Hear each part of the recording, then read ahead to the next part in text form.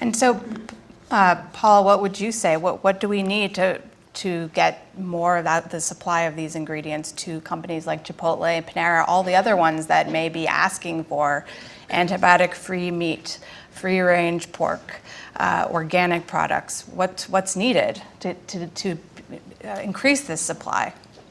Well, we need more farmers. It's as simple as that. I mean, the United States has less than 1% of their people that are actually farming. Probably, I think it's the lowest in the world. And I kind of look at other, what I consider really healthy food systems, some of the Mediterranean countries, Poland, places like this. You have 10 to 20% of the people that are farming. So we're a little low on numbers of actual farmers. For Niman Ranch, kind of one of the bright spots is our average farmers are about 10 years younger than farmers in general. That's a good sign. One of the things that's kind of stalled us out a little bit on the increasing our supply over the past 3 or 4 years has been the ethanol craze. Price of a barrel of oil relates to food production, especially ethanol. Feed prices went to more than double of what they had been. Raising a pig, about 80% of the cost is feed. Now that's backed off. We put a lot of incentives for finding new farmers, for our existing farmers increasing their supply, and we're moving forward. And but it takes time. Even if you make the decision today, it's a year before anything is going to be in the market. It isn't, it's not there. These animals have to be, you have to have breeding stock, the breeding takes place, the gestation, the feeding, the raising and everything. Just for pigs alone, it's a year. But it's moving forward. We have worked with Chipotle since, 2000? Yep. So a long time. Now, when we started, we used to say we could add another farmer every time Chipotle opened a restaurant.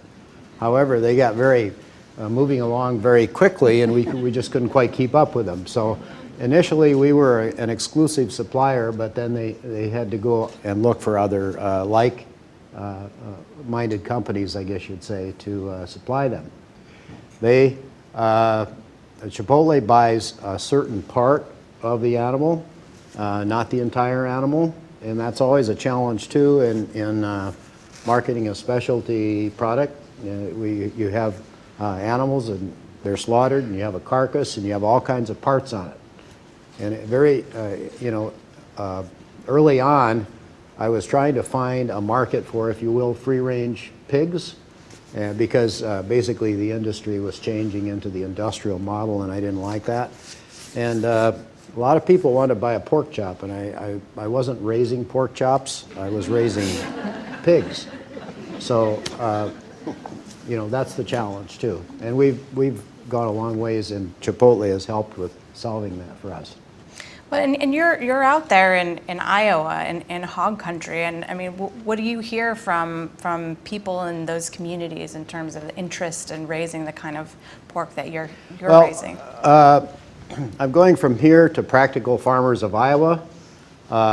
It's an organization. There's some organic farmers, some diversified farms. There's quite a range of farmers, but they tend to be not mainstream large grain farmers, if you will.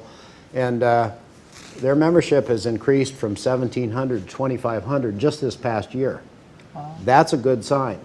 And from my understanding, there seems to be quite a lot of interest, and especially younger people, of raising pigs the way we require this, with high animal welfare standards, without drugs, to be doing this and incorporating this as an enterprise on a diversified farm. It's in our case, it's not what these farmers do. That's the only thing they do. It tends to be an enterprise.